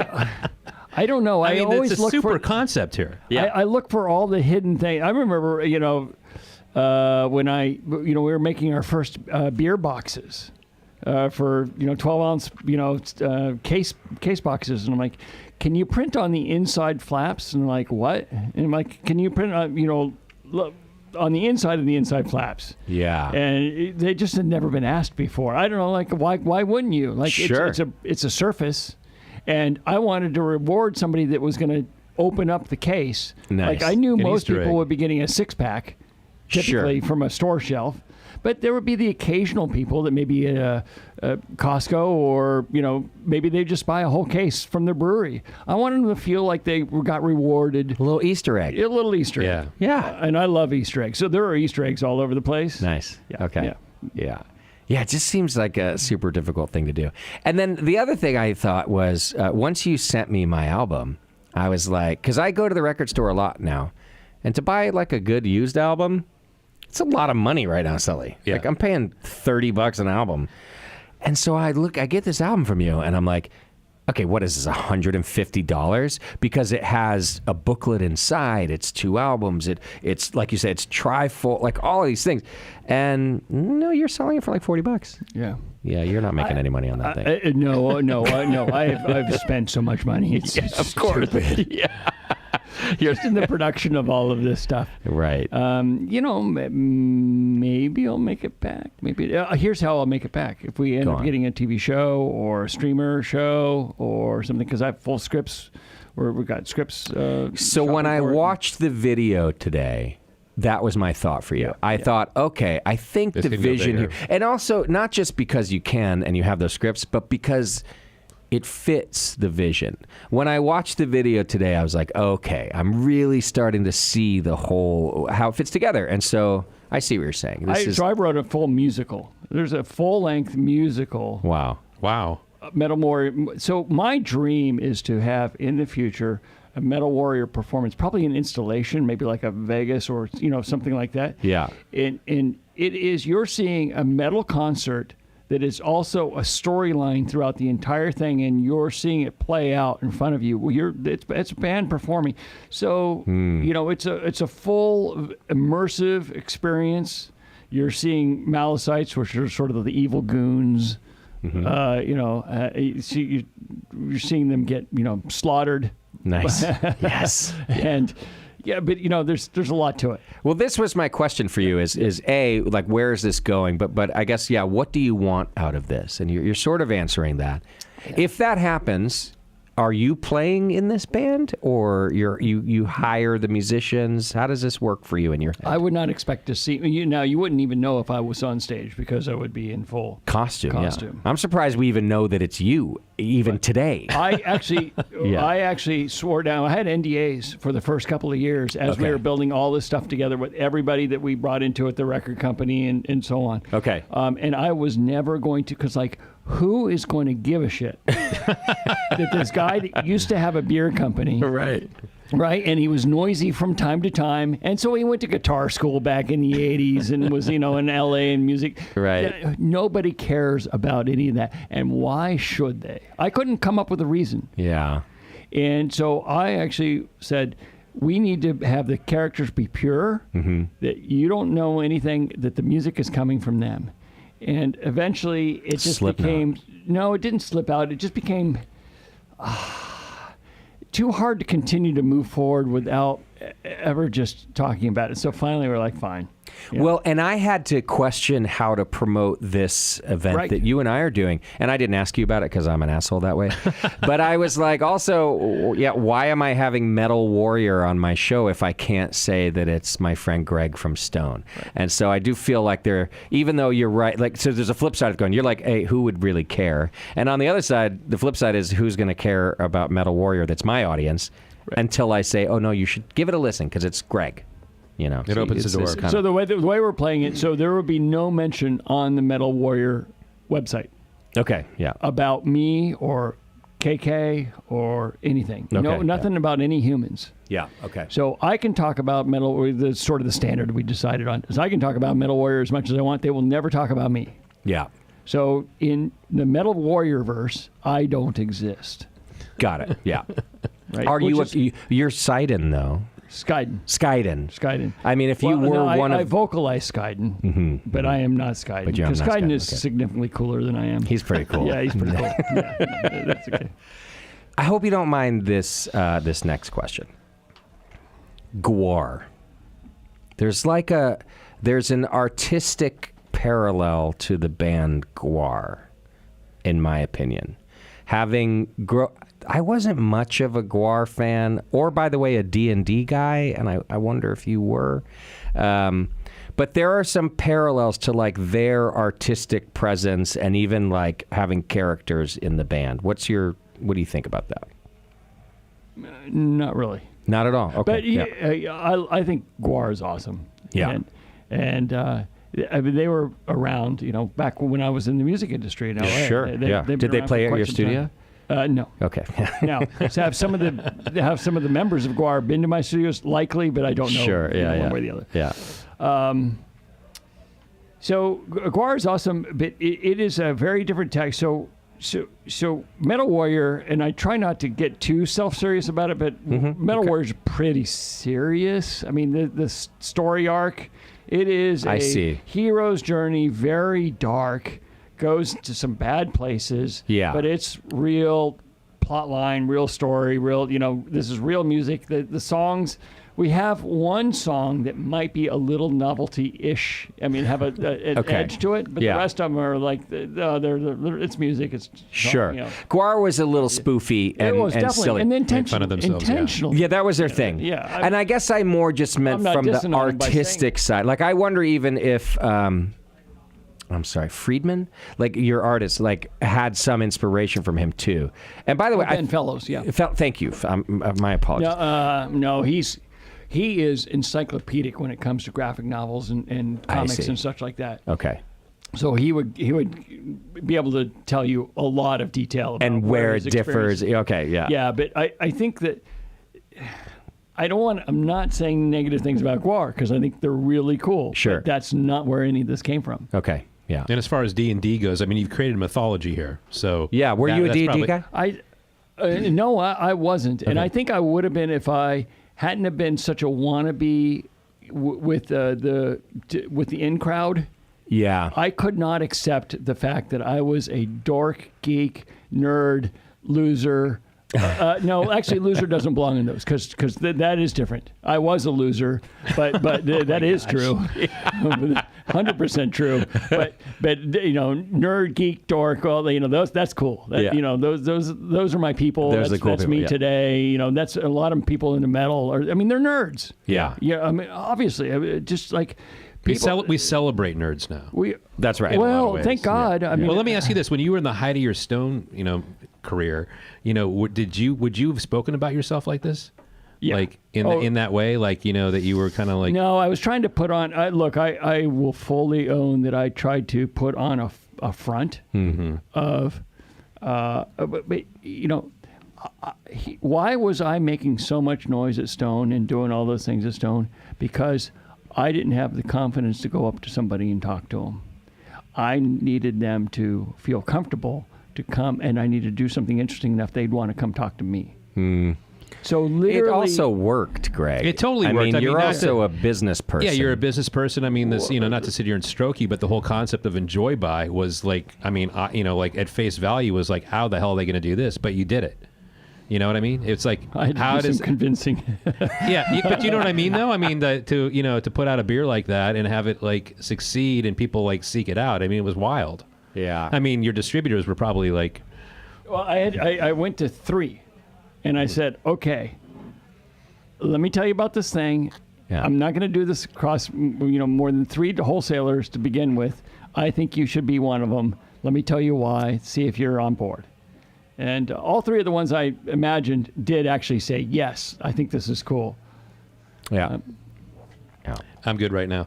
But what are we drinking, by the way? So you just went out to the bar and you like pulled out like a nice little Token. treat there. Yeah, the Arel, I'm not sure how to pronounce it, from Tilcan. So Tilcan is one of my favorite lambic producers. So good. And just the Tilcan Goose is I think one of the. It's really good. I mean, there's almost no goose out there that I don't like, Yeah. but there's some that are a little bit better than others, and I think Tilcan just makes one of. Yeah, it's really nice. And they're a newer producer. I mean, what are they? 15 years old? 10? Yeah, in fact, they had a tough time even getting like accepted into the real Lambic guild in Belgium. I think they had to They like were- petition to be part of the guild. I bet there's a lot of like, what do you want to do? You, Yeah. Yeah. But what I read is what happened was their beer was just such quality that the guild couldn't say no. In fact, I think they're the first. And now we're going off on it. They're one of the first Gotta Belgian talk breweries. beer on Beer Show for a They're one moment. of the first breweries in the Lambic Guild that's outside of whatever the They're tiny just region is. outside of the traditional lambic region. Region, and it's because the beers were so good that the guild is like, well, how can we say no? You know. Yeah, the guild. It was interesting. So I got inducted to the Belgian Brewers Federation. I got knighted. Yeah. Some years back. Nice. Have you had? I haven't been invited yet. No, but you haven't. maybe you could have put a word in Next for me. year. Yeah. Okay. Well, I did. Okay.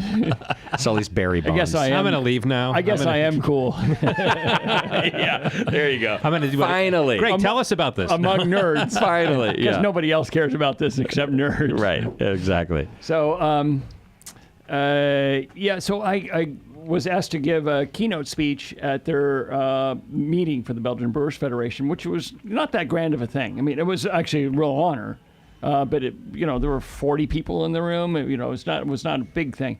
So I was talking to them, and this was a time. This was good 12 or 15 years ago, when a lot of Belgian brewers were very upset with the idea of American brewers making Belgian styles. They felt like that was really taking from them, right? And so I discussed it. I said, okay, so you feel that when an American brewer is making Belgian styles, it doesn't promote Belgium, it actually takes from Belgium. And they universally were like, yes, that's what we think. Interesting. And I said, okay. And then I waited a little bit. A little later in my talk, I said, okay, so IPAs, how many, it's a big American craft beer style, is the leading style of the time. How many of you want to make an American IPA? Oh, no, we would never do that. We would never promote for the American brewers like that. And I'm like, oh, wait a minute. So you think that making an American-style IPA would be promoting for American breweries, but you think when American breweries make Belgian-style beers, they don't promote for Belgium. Right. They steal from you. Yeah, there you go. And I called them on it. Yeah. Because basically it's very conservative. You know, these old these old brewers federations and groups and such, you'll find just very, very conservative attitudes. Nothing wrong with that. They have a lot to protect, a lot to be proud of, and I'm not trying to diss. So and I think it's sounding a little bit maybe like I'm calling them out. No. I wanted to call them out sort of to their face and say, not for the point of saying, now see what you just did. No, it was the logic of the situation. I wanted to just say, look, okay, so what are you really asking for here? Yeah. What are you really wanting? Think about it, because I honestly feel when we are saying Belgian style in the U.S., Promoting it. It is promoted, and we have seen a growth in Belgian beers from Belgium selling in the United States. We're seeing a lot of growth Yeah. of that, and I think it was from the overall, the rising tide lifts all boats kind of a mentality, which is a mentality I've always had. Yeah. And I was trying to share that because they are amazingly insular and do not share. So, they always thought, brewers all over the world thought America was weird with craft beer because we had so much camaraderie. Yeah. And we would That's do so true. collaborations, and we would do share. And we like, you're out of hops, sure, have some, Yeah. all this kind Right. of things, share yeast, all this kind of, there was almost nothing we wouldn't share. And if you're from a brewery across town in Belgium, they wouldn't let you in their brewery. Yeah. They would not let you see. And so, Sean, you've experienced No, I some mean, of this or saw some of it. I mean, I was back in Belgium, when a lot of U.S. craft brewers were going there in the early 2000s, and it was and you kind of saw a little bit about that. I mean, we'd go over there as American craft brewers, and we would be excited, and we would share ideas and all this, and they were like, do you ever go down to, XYZ brewery? And they were like, no, I don't even know who those people are. Yeah. I mean, I'm not dissing them as well, but it was very, you nailed it on the head. It was very insular. It's just they looked at it differently. It's strange. Yeah. And we are a big kumbaya here in the U.S. Oh, yeah. With craft beer. Look where it got us. Yeah. Well, maybe a little too. Well, I guess in the sense, maybe. I mean, from the production side, we share a lot. I think where we go to battle is in the marketplace. Yeah. Always.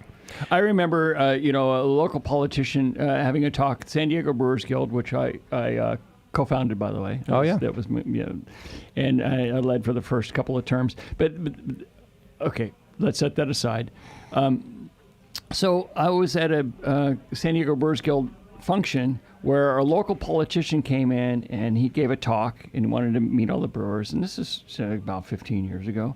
And he says, you know what, I'm working on legislation, in the state and in the county, or I don't remember what he represented, but he was, an influential guy. And he says, it needs to be easier for a brewery to open. And we need to, take out the red tape and everything. And I just wanted to go up to him and go, have you been seeing how many breweries have been opening? I think maybe it's not that hard. We're good. Yeah. Right. We got to be careful what we wish for, because, there's going to be diminishing returns at some point. And some people are going to struggle to, afford their top ramen and bologna sandwiches if we have, past a certain number. And, we sailed past that happening. number, which happened. Yeah. So, it's a little careful what you wish for. I mean, I love the fact that there are breweries all over the place, although I wish universally that they would, the average was better of what was produced. But I find gems all over the place, which is wonderful. And then I, try to, oh yeah, this is a really popular one here and around here, Greg. I'm at a bar that serves maybe, like your place here. Yeah. You can find a lot of stuff. A little bit of everything. And what is it with the uncurated lists? Well, what do you mean? Like that? So, not you. I'm not talking. I'm not pointing my finger at you. I'm pointing my finger at your industry. Yeah. Of which you're not in anymore. Yeah. But so it's so common that I will go into a craft beer bar, and easy half the beers are just not very good. Okay, for yeah, serving. just like a smattering of yeah. And they just make sure that they have a beer or two from this brewery, from that brewery, from that brewery, from that brewery, from that brewery, without any regard to which ones are really awesome. Right. And so me as a consumer now, because I go to XYZ town in the United States, I may not even know any of the breweries. I can't get, 9,500 or whatever the current count is. Yeah. I'm going to own up. I don't know them all. Yeah. And I don't know which one. And then they're all doing something new each week, which is awesome, but I still don't know them all. No, it's so now I'm trying to taste through. Yeah. And It's my job to help you with that as Yeah. a retailer. That's called curation. Yeah, exactly. Yeah. So you know exactly the answer to that. It's just like when breweries were opening left and right just to cash in. They didn't care about brewing. They didn't, So there's a difference between the brewers who are like, oh man, I really love beer. I'm going to open my place, and the ones that are like, you know what, that guy over there is making money down the street. I'm going to open a brewery. So it's the same thing, I think, with the beer bar. And hopefully, those are the ones that are suffering more than us, that are curating. What he's saying is come to the Hop Grenade in come to the Concord, Hop Grenade. California. Yeah. Oh God, I'll always remember when this guy, it was a Orange County-based contract brewer who. Nothing wrong with that, by the way, but keep going. No, Yeah. nothing. No, but it was their whole shtick was, it was a overly bosomy woman who, was their poster girl. Uh-huh. And anyways, he's like, I met him at a fest. And it was a really bad shtick. I mean, it was just really, it was just all the worst. I don't even want to say what the name of that company was. Yeah. They're not around anymore. Yeah. And it was awful. Uh-huh. Yeah. And he's, Greg, I just want to tell you how influential you are and how we're just trying to copy what you're doing. And you're and like, oh, he's no. And you're like, and I'm just internally, I just managed to be polite, but internally I'm screaming. You're like, You're doing it wrong. nothing at Yeah. all. Mm-hmm. And I don't need this homage. Thank you. Yeah, boy. And now I want to say the name so people listening can know really how true the words I'm saying, because I'm you really can. dissing this mystery. But Yeah. I can. Okay. All right. If they're gone. I think what I'm hearing is that you were not a fan, is what He's I'm like, hearing. it's the 21st Amendment. They're out of San Leandro. Oh boy. Oh boy. No. Oh boy. Of course not. But no, okay, I'm going to do it. Yeah. Because I'm not in the industry anymore. I can do this kind of thing. Of course you can. You're So it was retired. a brand called Beer Bitch. Oh, I don't even know it. Wow. Do you remember that, Sean? I think I do actually. And it was yeah. BIERBITZCH. Yeah, it was their proprietor was supposedly Joseph Beer Bitch. It wasn't like all female owned, like trying to take it back. Like, oh no, No, and that's bad. And they would use the super buxom blonde, and the poster was like crazy sexy. It was like showing her stepping out of her bikini bottoms, or in the process of. Yeah. And with a Beer Bitch T-shirt that was way too small and a way too big Wow. And phrases like "it goes down easy," Yeah. and things like that. And I'm just like, and the beer was just, we're making a light beer that everybody can enjoy. We're making a blonde. Yeah. Well, Greg, not all of my business ideas have been good. I have to admit. Hey, I got a random. You know what Sully and I realized this week when we were talking about this It show? was just awful. We were both at your Berlin grand opening.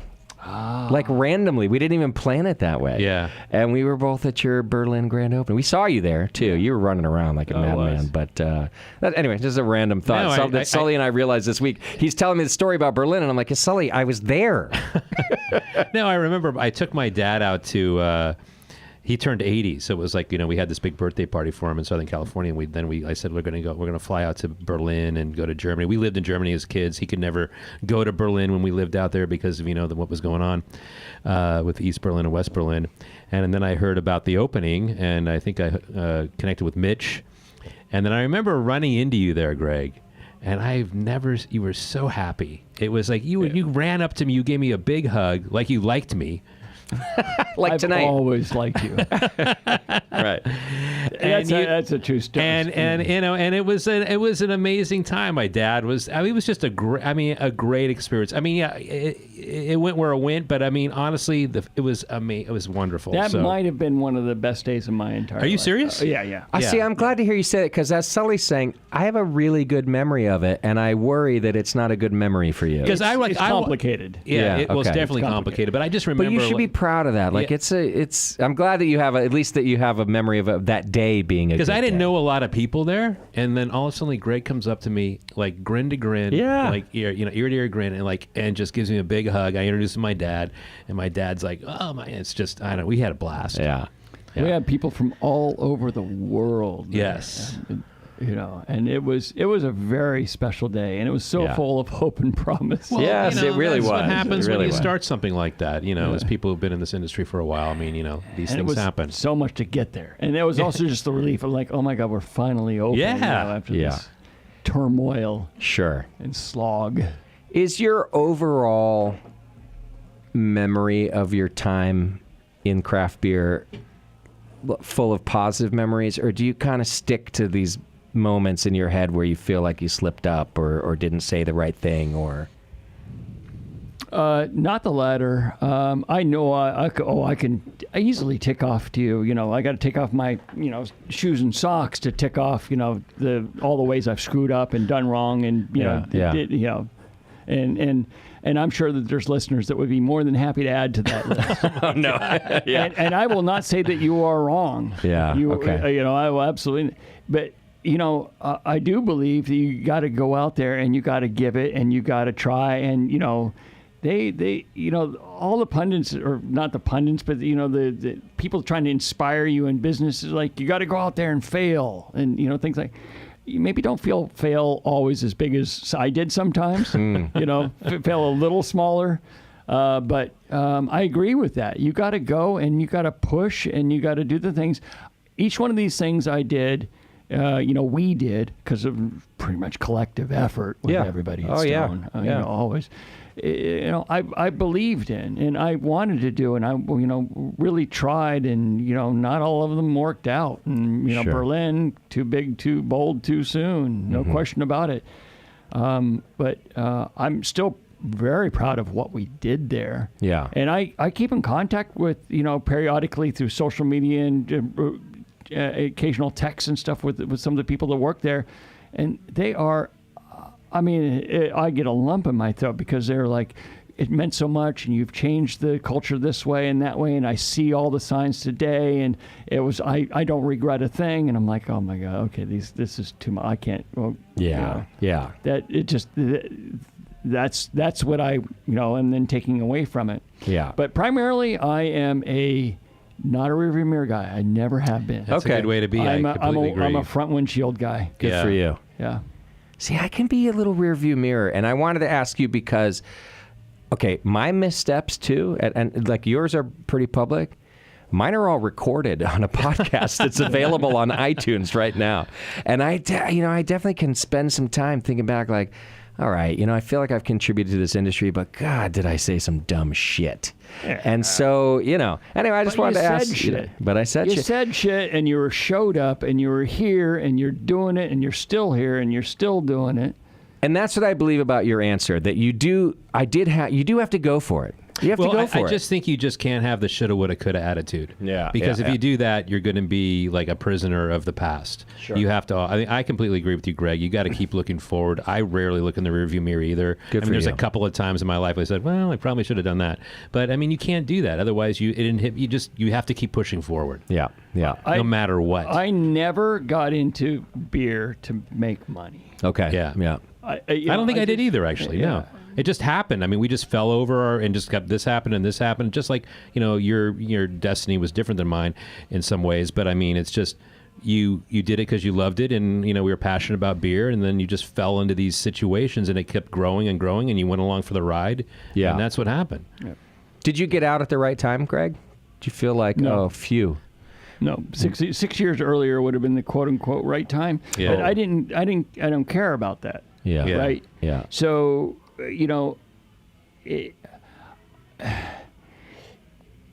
there was a lot of frustration towards the end, just as you're trying to beat your head against the wall in an industry that's changing and, and becoming very different than, in ways that I don't think we need to, belabor here. But Are you saying 6 years earlier because of your own personal health, or because you could have cashed in more 6 years earlier? Well, the cashed in thing is the 6 years earlier. That's clear. Yeah. I mean, that would have been completely different. Yeah. And I don't care. I mean, I really just no. That's not why I was there. I said no to the big things. Yep. Yes. Yep. And I meant Raise his no. hand. And yeah. And like at that time, You too, Sean. were you getting approached like monthly at that, that 6 years before? Like, please, can we buy you? How much? Like, was that often? I wasn't getting approached that much because I was so vocal, right. And clear. Right. Like, don't bother approaching me because I I'm going see. to tell you to pound sand. Yeah. So, and I never thought I would retire. I really didn't believe that I would ever retire. Okay. And then I did. Yeah. And you're happy. it's the right thing for me. It's the right thing for me. And I am glad. It's like that. You ever been in a situation? And we all have. You can imagine you're just in a room and there's a rattly air conditioner and it's just been on and on, and it's been going forever. You don't even notice it. It's not conscious. Yeah. And then at one point it turns off. Yeah. And you're just like, Oh, is that what it was? This is what it's like. Silence is. This is Right. Wow. This is actually kind of nice. I'm so happy for you. Oh, yeah. Yeah. Yeah. I feel lucky. And by the way, speaking of the word luck, it was 110% luck. Meaning like right place, right time? Right place, right time. Yeah. I'm a hard determinist. Mm-hmm. Mm-hmm. I don't know if you are familiar with the discussion around free will versus determinism. Yeah. And I'm an absolute hard determinist. I feel like I get no credit for anything I ever did. I was in the right place at the right time. Okay. I was lucky. I rolled dice. Anytime I rolled the dice and I came out with the right number, it was luck. Yeah. Okay. And the only reason I worked my ass off and I did those things is because that's how I was built. I couldn't have been anything different than I was. Sure. I couldn't have not shown up or shown up different. I could only show up the way that I could show up. All of my background, all of the. Yeah. This is who I am. This is how I have to do it. And I wouldn't have said that at the time because it's hard to do that in the moment. I agree. But Yeah. in looking back, I could just recognize all the things. Yeah. I got lucky. I was privileged. I got to work with people like Steve Wagner, and just such the laundry list of incredible people that we have, at Stone, and they're still there. Oh, yeah. I'm so happy with so many of them. I mean, That's great. pretty much all of them. I mean, there's a couple here and there that have moved on to different things, but by and large, That's nice. they are there, and I see them, and they're enjoying it. That's I mean, nice. I hear good things, and I am stoked about that. Yeah. Yeah. I know a handful of these brewers who did do the 6 year before sale. Yeah. I'm friends with the, Ballast and a lot of, these guys who really got their. Who are they? I'm sorry, who? Who got their? I'm just kidding. Who got their billion? I read about you that you donated most of the money from your Stone sale. Is that real? Well, I've actually donated in excess. In excess of the charity, Stone yeah. sale? Yeah. So I don't operate. There's nothing from the Stone sale that I operate on that Metal Warrior is from, and nothing. Was that like a middle finger from you, or well, do you see what I mean? Donating to charity isn't a middle finger per se. But you see what I'm saying? Was it like I don't want this money? No, it wasn't. It was. I don't know. It's awkward for me to sort of expound on that. It's That's just fair, and we don't who have I to. am, and it's just like. Have you always been charitable like that? I don't think I'm nearly charitable enough. Okay. I definitely have money that I could donate to charity that I haven't. Okay. I think we all do. We can Yeah. all look in the mirror and go, okay, I could do more Yeah. than I have done. Yeah. I am not going to claim to do. No, I That's true. suck. Well, you're not supposed to live in Can a I shack. just tell you about how know. bad I suck? I suck so bad. Oh, come on. Oh my God. No, really, and it's. I mean, that's just the truth of the. You look out in the world and go, okay, you know, I'm an admirer of Peter Singer, if you know the philosopher, but there's just so much more that we can do, and Yeah. Always. and I know that I endeavor to do more. Okay. All right. But for you, then the sale happens, and you felt, you know, the best thing I can do with this is not spend it on me. I'm just trying to get to the head of Greg Koch. Yeah, I don't. I'll just leave it at that. Yeah, that's Just, fair enough. Yeah. But Metal Warrior then is not some just pet project of a billionaire. Is basically what I'm we're. not a billionaire. And you know what? I can say this honestly. I Yeah. don't care that I'm not a billionaire. You're right. What, Yeah. what the fuck would I do with $1 billion? I don't know. It's not the way you're. That's not the way you tick. I'm not. It's not how I'm wired. Yeah. It almost sounds like Yeah. your new project, though, is like your new Stone. I mean, you're building something from nothing in a lot of ways, and you've created with the people around you, and you've created a whole new universe Yeah. in a lot of ways. I mean, that's exciting. All right. Last beer question for you.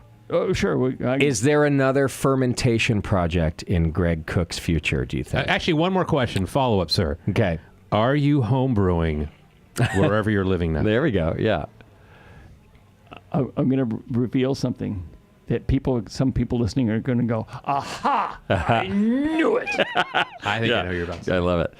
What do you? I'll tell you the truth. Tell me what I'm going to say. You've never homebrewed in your life. I've never homebrewed in my life. Okay. There it is. I've never, I got to put a little bit of a pin in that, or a clarification. I've never solo homebrewed in my life.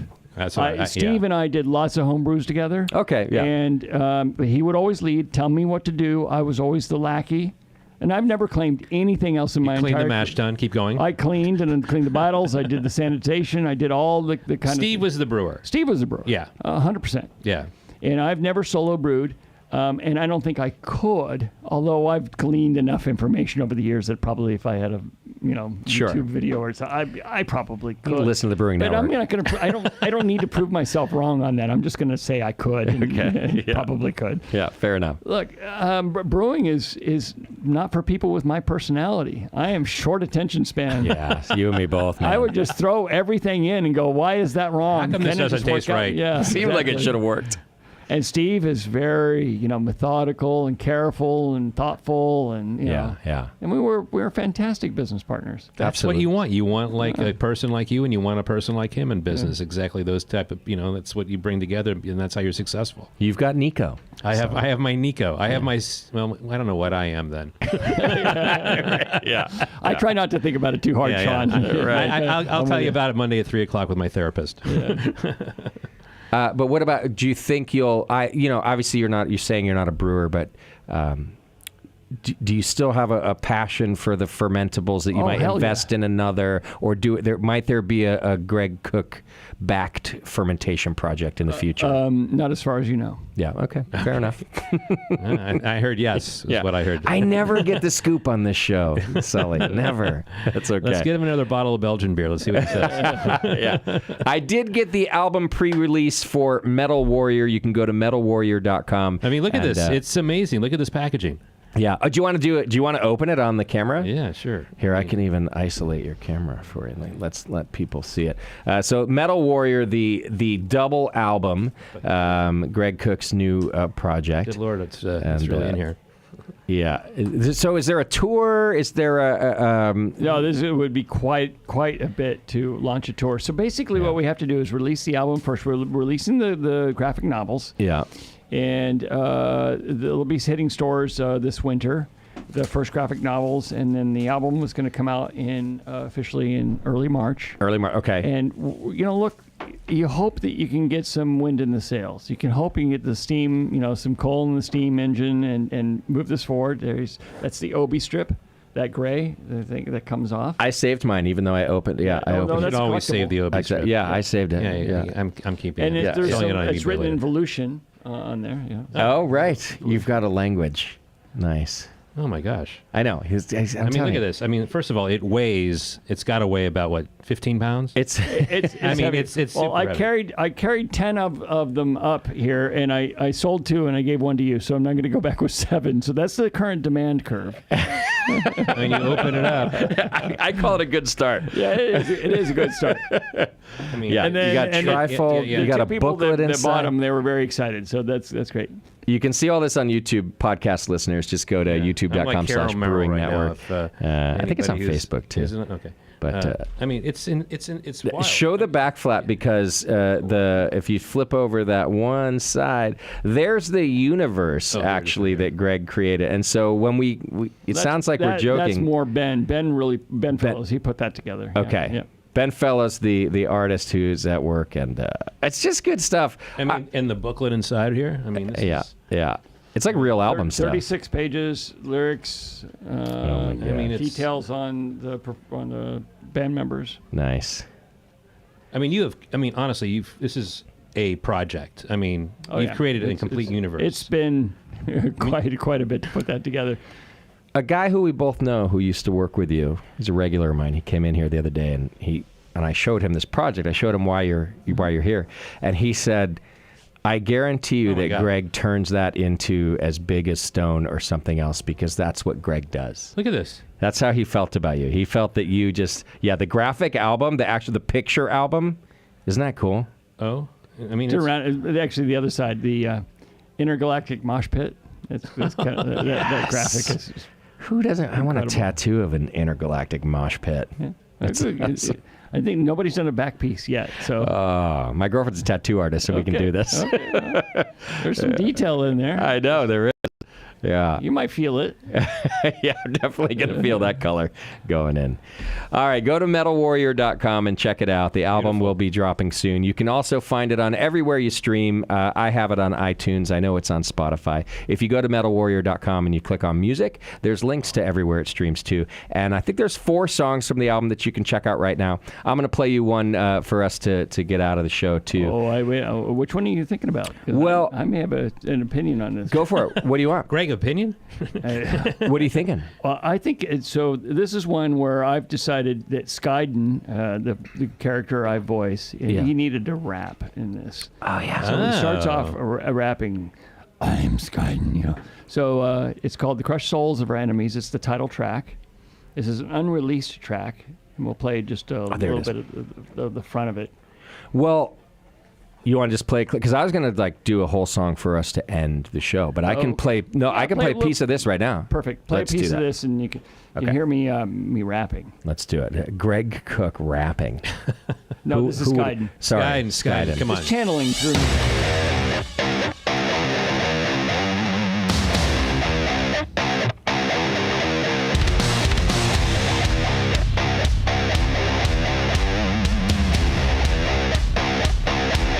Crush their soul, drink them deep. Power you take is power you keep. Dorvar, Orna, and Skyden. TCC is where we find it. Crush the peon, battle through eons. Slice through them, we get our freak on. Green creatures, gruesome features. Screamers, screechers, mayhem preachers. Keep the faith, ain't no luck. Cross many time, many place. Your farm will fight you here, I'll fight you there. Find dimension, all just construct. Come on, money, bring them right to me. I never, never, never just let it be. A bringer of light, a bringer of might. Challenge me and feel my fight.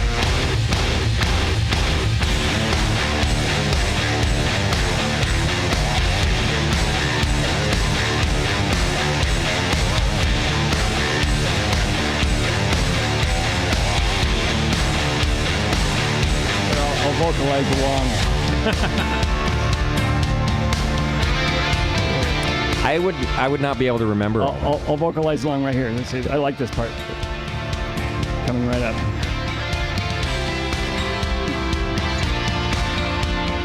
As I look out on the battlefield of 1,000 millennia, I reflect on the spirit of the righteous warrior, Scar. are so deep, Can't keep up with it. It's a lot. so searing, they drown out the never-ending screams of the fallen. All forgotten with the deep, deep drink from the sweet Wow, if I can remember. the crushed souls Breathe. of our enemies.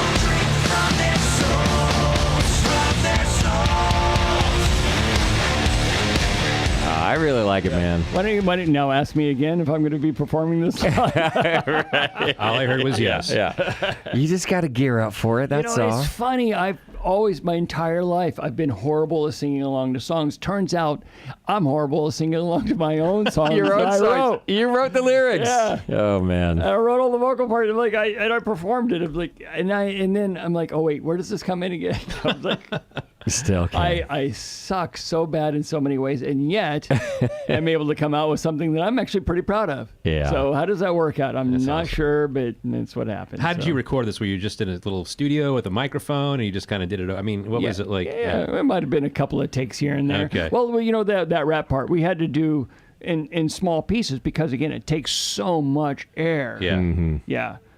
Torque Wanda Minds guidance. Okay. I also would want to Yeah. like cough or choke too. Like you would just hear and you do it, but that's what's rad about a voice I like would that. pretty much make my throat bleed. Yeah. Okay. Yeah, right. Yeah. No, I would have 2 days of recording, and then the third day, if we had pickup lines or whatnot, it would be Can't. it's not there. Yeah. Yeah. So I've always, people can kind of be down on artists. They're like, oh, what are you complaining about? You get to be a rock star. That stuff's hard. Night in and night out, you're on tour doing voices like that, rocking like that. There's nothing easy about that, you know. Well, and there's techniques for the people that do the scream vocals, you know, and you can do it without thrashing your voice. I like to use none of those techniques. Yeah. I am like, if my throat is not bleeding after a couple days of recording sessions, I'm just not putting doing it enough wrong. into it. You didn't put in your all. And I am literally putting in some of these stuff. I am literally every last, because you guys know I've screamed from some bar tops a couple of times. yeah. Maybe once or twice. I just find it and I just put every single last little bit into it, and I don't know, I kind of enjoy that. And like, And KK's like, bro, you don't have to do it. no, that he's way." like, dude, that's good. Let's do it again. Okay. I'm like, what? All right.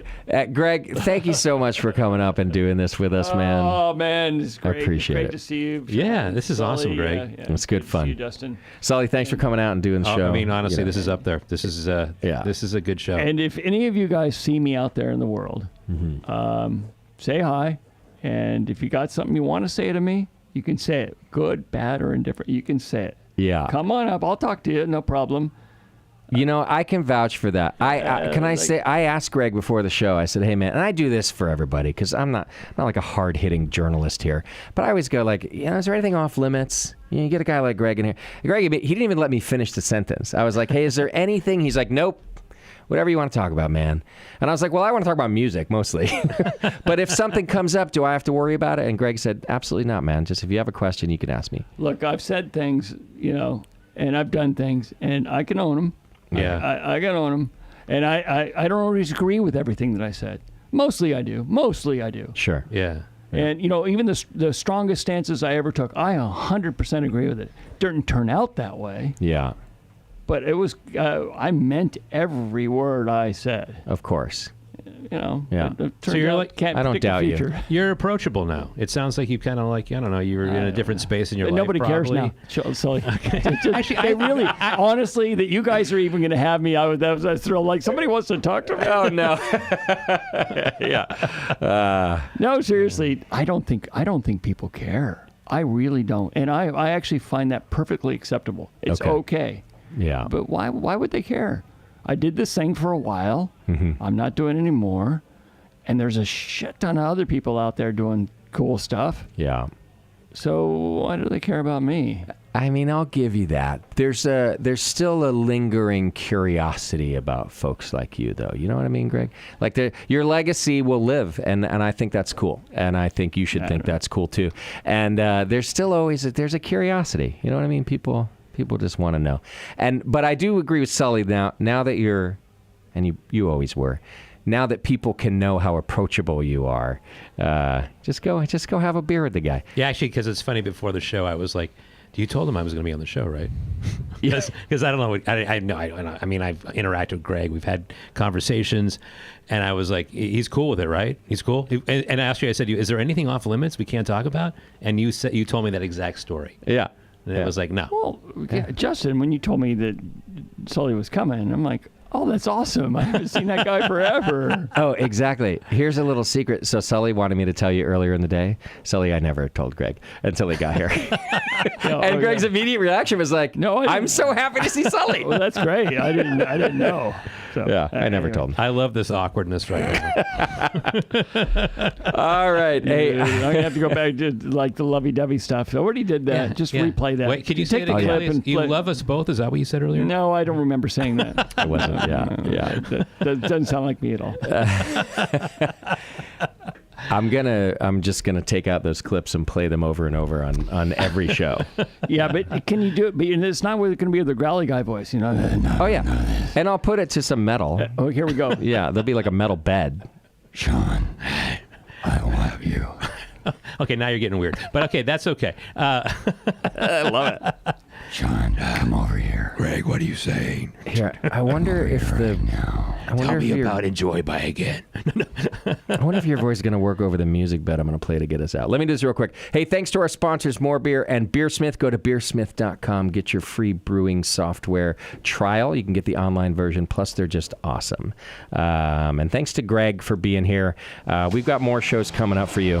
I'm going to play this little music bed, do my goodbye, and then, Greg, you take us out with whatever vocal stylings you wish once I'm done with the business. Thanks to Sully for being here. Check out our Mare Island podcast, Battleships to Beer. You can find it on all of your podcast aggregates. And thanks to you guys for listening. I appreciate it. We've been doing this for a long time, and we're still having fun in this studio, and I love that. All right, take care of yourselves and your beer.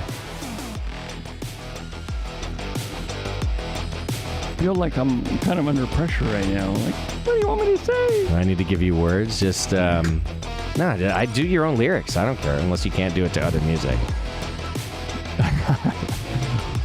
It doesn't fit. It doesn't fit. That's when I need KK here, because he's like, come on, dude, just bring it out. It'll work. It'll be fine. And then he's like, okay, well, not like that. How about like this? And then we work it out, you know? It's all working out. Justin Crossley's the best host I've ever had. Justin Crossley's the best. He's the best host! Justin Crossley!